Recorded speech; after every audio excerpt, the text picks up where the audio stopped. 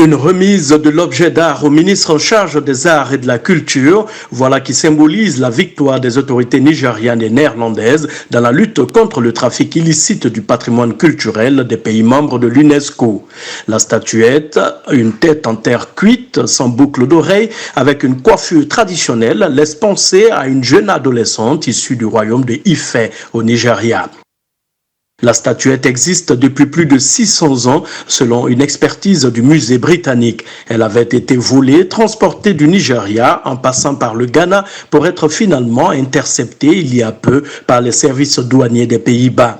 La restitution de ce patrimoine culturel est fort appréciée par les autorités nigérianes. We'd like to express our profound gratitude to the government of the Netherlands. Nous voulons exprimer notre gratitude au gouvernement des Pays-Bas pour l'efficacité et la rapidité avec laquelle ils ont déployé les moyens pour identifier, récupérer et rapatrier ce trésor culturel au Nigeria.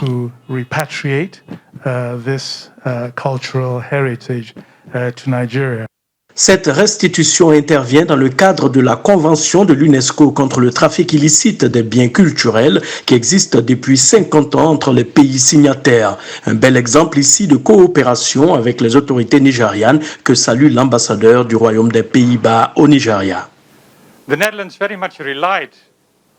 Les Pays-Bas se sont beaucoup fondés sur l'expertise des Nigérians pour déterminer l'origine de cette statue. Sans cette expertise et la diligence dans sa mise à disposition, nous n'aurions pas pu restituer cette statue aujourd'hui.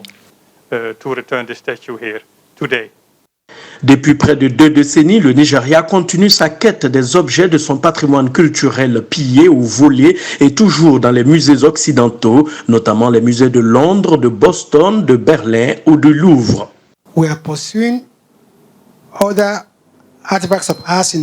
Nous sommes à la recherche d'autres biens culturels et dans d'autres cadres qui n'ont pas été aussi fructueux que celui-ci. Mais nous voulons assurer le monde entier que nous ferons tout ce qu'il faut dans la légalité pour que tous nos objets volés soient restitués au Nigeria.